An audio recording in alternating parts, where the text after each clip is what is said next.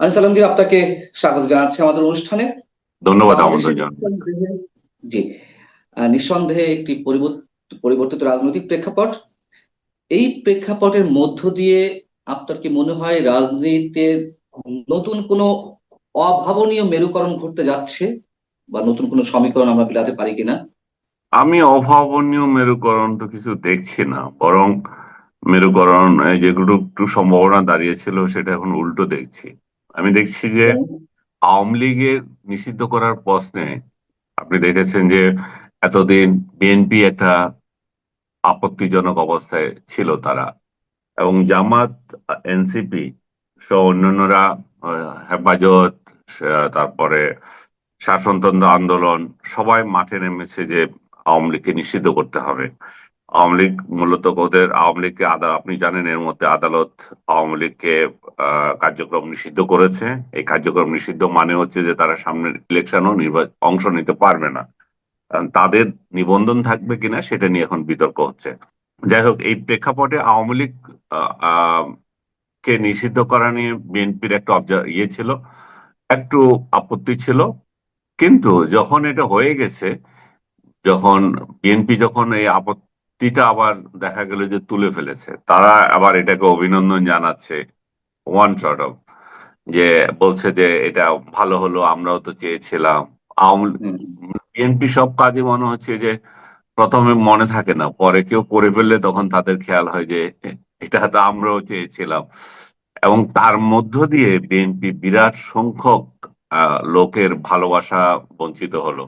আওয়ামী লীগের যে লোকগুলো বিএনপি কে ভালোবাসছিল বা বাসতে শুরু করেছিল, এবং আগামী নির্বাচনে হয়তো তারা বিএনপি কেই ভোট দিয়ে এই একটা যে এরা শুরু হয়েছে অরাজকতা, উগ্রতা এবং অসহিষ্ণুতা, এগুলোর প্রতিবাদে হয়তো তারা বিএনপি কে বেছে নিত। কিন্তু আমার মনে হয় না যে এখন তারা ভোট দিতে যাবে। কারণ বিএনপির যে মানে সর্বশেষ স্টেটমেন্টটা ওদের জন্য আত্মঘাতী। আত্মঘাতী এর আগেও তারা একটা করেছে, যখন তারা ক্যাটেগরি গভর্নমেন্টের সঙ্গে দেখা করে, ক্যাটেগরি তো না এখন বলে অন্তর্বর্তী সরকারের সঙ্গে দেখা করে বলেছিল আমরা অসন্তুষ্ট। পরের দিনে আবার 360 ডিগ্রি উল্টে গিয়ে বলে যে না, আমরা কন্টিনিউ করব। তো বিএনপির কথাবার্তা আজকে একটা বলে, কালকে আরেকটা বলে। জামাত নেতাও একদিন সুশীল হন, আর পরের দিন আবার এটা ভুলে যান কি বলছেন। জামাতেরও একই অবস্থা। প্রথম দিন অভিনন্দন জানিয়ে আসে এই ছেলেগুলোকে, যে অসাধারণ কাজ হচ্ছে। পরের দিন আবার বলে সরকারকে যে আমাদের সাথে বসলে ভালো হইতো, সবার সাথে বসে তারপরে করতে পারতেন। এই তালবাহানা তো চলছে। সরকার, নির্বাচন কমিশন এবং জনগণের উপর ছেড়ে দিতে চায় নিষিদ্ধের বিষয়টি, পরবর্তীতে তারা আবার আনন্দ প্রকাশ করলো এবং কৃতিত্ব নেওয়ার চেষ্টা করছে। এই বিভ্রান্তিতে মানুষ শুধুমাত্র ভোট দিতে যাবে না, যে এই ফ্লোটিং ভোটার যারা তারা, আর নাকি হুম। পাশাপাশি বিএনপি রাজনৈতিক ভাবে দৈন্যতার পরিচয় দিচ্ছে? না, আমি বুঝলাম না আপনার ইয়েটা। বিএনপি রাজনৈতিক দলনেতা তো পরিচয় হয়ে গেছে। ভোট দেওয়ার সাথে এটা কি বললেন? ভোট ভোট কেউ যদি যায় দিবে, আর না যাওয়ার সম্ভাবনা আছে। যারা ব্লাইন্ড আওয়ামী সাপোর্টার, তারা ভোট দিতে যাবে না। তারা কাকে ভোট দিতে যাবে এখানে? তাদের তো কোনো অপশন নাই। তারা বিএনপির প্রতি কিছুটা সফট কর্নার যেটা ছিল, মুক্তিযুদ্ধের সপক্ষের একটা দল হিসাবে অ্যাটলিস্ট মুক্তিযুদ্ধ প্রশ্নে তারা বিএনপি কে ভোট দিত। এখন সেটা তো উঠে গেছে। এখন সেটা উঠে গিয়ে আমি যেটা আপনি কনক্লুশন টানতে চাচ্ছিলাম, আপনি বললেন মেরুকরণ। সেই মেরুকরণের কথাই আমি বলছিলাম। সেই মেরুকরণে দেখা যাচ্ছিল যে এনসিপি এবং জামাত এক স্রোতে দাঁড়িয়েছিল আওয়ামী লীগকে নিষিদ্ধ করার প্রশ্নে। ছাত্র শিবির এসে সেই হাসনাতদের আন্দোলনের মধ্যে ঢুকলো এবং বড় ধরনের কৃতিত্ব নিল। তো তাতে মনে হচ্ছিল যে ডক্টর ইউনূসের দুই পকেটে দুই সংগঠন, এক পকেটে জামাত, আরেক পকেটে এনসিপি, এবং ওনাকে বিএনপি কে পাত্তা না দিলে হয়, সে পরিস্থিতিতে আগাচ্ছিল। এবং আগামী নির্বাচনেও হয়তো সেরকম চিন্তা ভাবনা চলছিল যে এরা ইসলামিক ফোর্স এবং এই যারা শাহবাগে মিলিত হয়েছিল সবাই একজোট হতো, বিএনপি আলাদা হতো। কারণ বিএনপি কেন ভয় পাইছে আমি জানি না। সে ভয় পেয়ে সে ভিন্ন সুরে চলে এসছে। এই জোটটা আর হলো না যেভাবে আমি চেয়েছিলাম। এখন এনসিপি আবার নতুন সুর বদল করছে। তারা আবার মুক্তিযুদ্ধের পক্ষে গুণগান গাচ্ছে। এই তারাই কিন্তু মুক্তিযুদ্ধকে বিতর্কিত করেছে। সেই এরা দল গঠনের পর বা দল গঠনের আগে, যখন আবার বঙ্গবন্ধুর ভারী ভাঙচুর করে, ধূলিসাৎ করে, তখনও তো এরা সমর্থন করেছিল, তাই না? তো এরা এত সাধু হয়ে আবার 71-এর প্রশ্নে যখন এখন অন্য কথা বলছে, তখনই এদের কোনো বদ মতলব আছে বলে মানুষ ধরে নেয়। বাট ওরা যেটা করছে সেটা আমি সমর্থন করছি। এটাই হওয়া উচিত ছিল, এটাই তাদের কাছে আমরা আশা করেছিলাম। কিন্তু তারা সেটা না হয়ে তারা বিচ্যুত হয়েছে। তারা বিচ্যুত হয়ে তারা আরেকটা প্রজন্ম, যেগুলো আমাদের ছোট ভাই, আমাদের সন্তানের মতো, এরা 71-এ কি ঘটেছিল সেটাতে নাই। তারা পুঁথিবিদ্যা, তাদেরকে যেভাবে তাদের মাথা মগজ ধোলাই করেছে, গোলাম আজমের পক্ষে চলে গেছে। এই গোলাম আজমের পক্ষ নিয়ে তারা সেই আওয়ামী লীগ নিষিদ্ধকরণ আন্দোলনে গিয়ে গোলাম আজমের বাংলাদেশ বলে, যে কতটা ন্যক্কারজনক পরিস্থিতি তৈরি হলে একটা দেশে এটা হয়, যে দেশে, যে দেশটা জন্ম দিল যে লোক, যে দেশটার স্বপ্নদ্রষ্টা, যে আমরা বলবো রাষ্ট্রের নির্মাতা, সে বঙ্গবন্ধুকে তারা অপমান করছে, প্লাস বলছে যে বঙ্গবন্ধুর দলকে অপমান করছে, বলছে এটা জামাতের দেশ আর জামাত নেতাদের দেশ। তো তাদের এই বিভ্রান্তিটা, এবং আরো একটা খেয়াল করেন, তারা জাতীয় সঙ্গীত গাইতে দিচ্ছে না। তো হুম, হুম, সবকিছু মিলিয়ে এই যে অপকর্মগুলো তাদের, এই অপকর্মগুলো তো এনসিপির উপরে যায়, হাসনাতদের উপরে যায়, কারণ তারাই সেই সমাবেশ ডেকেছিল, তাই না?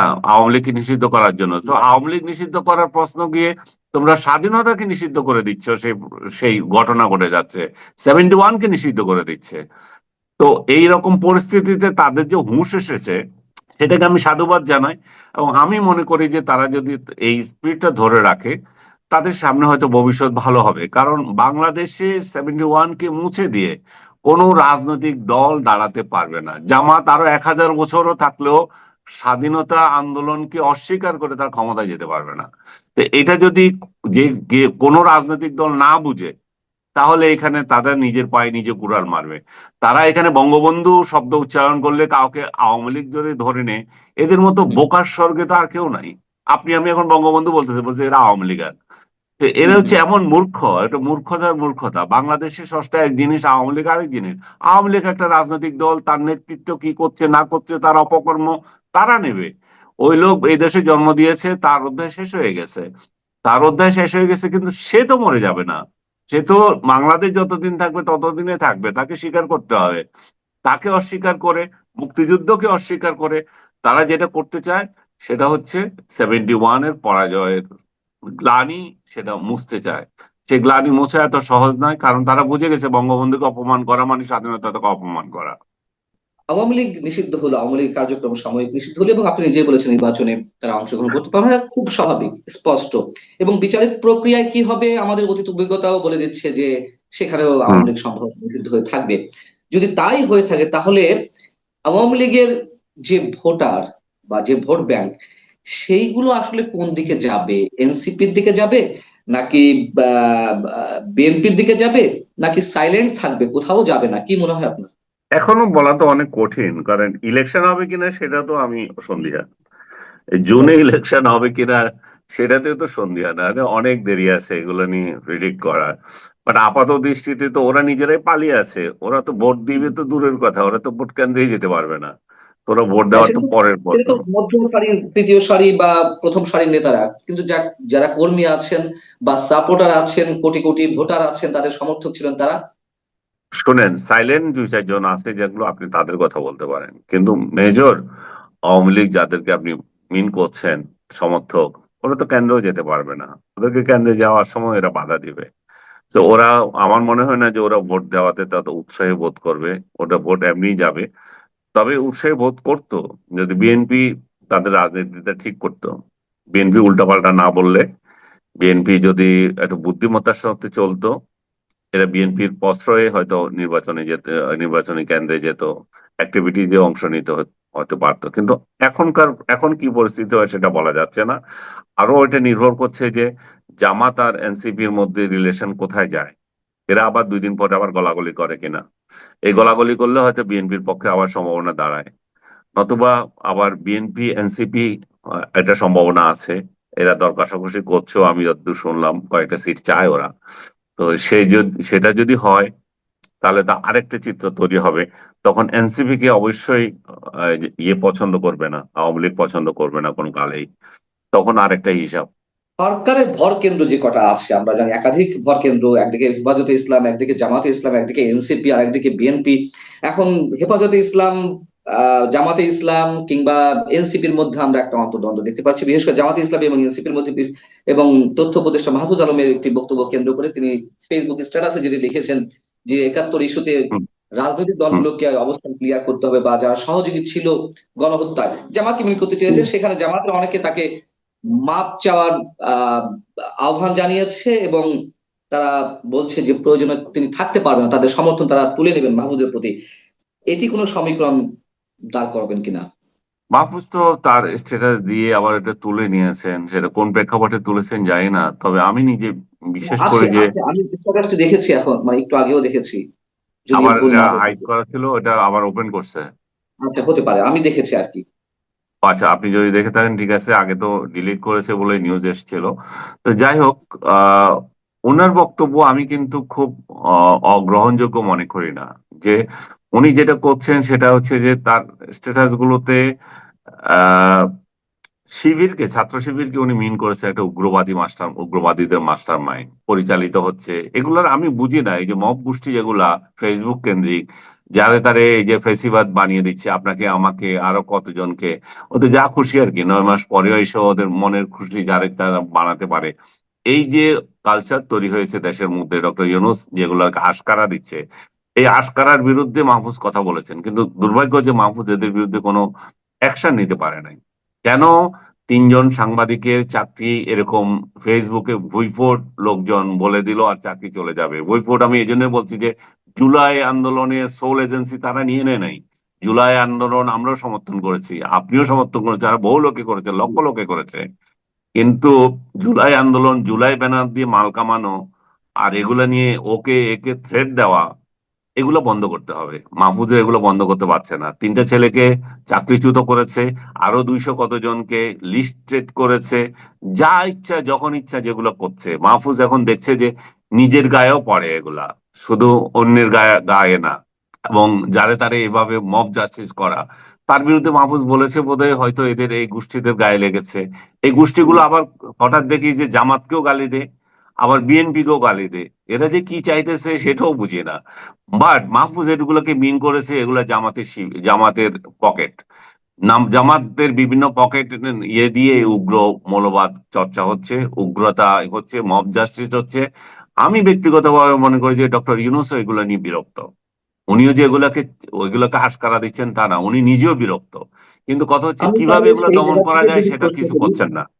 ডক্টর ইউনূস সাহেব যদি বিরক্ত হয়ে থাকেন, মাহফুজ আলমদের যদি আত্মোপলব্ধি হয়ে থাকে মবক্রিসের বিরুদ্ধে বা 71 ইস্যুতে যা তারা যদি সঠিক অবস্থান নিয়ে থাকে, তাহলে সরকার আসলে চালাচ্ছে কারা? আমরা তো জানি ডক্টর মোহাম্মদ ইউনূস, তার সাথে এনসিপি রয়েছে, এবং মাহফুজ আলমও এনসিপির প্রতিনিধিত্ব করছে বা ছাত্রদের প্রতিনিধিত্ব করছেন।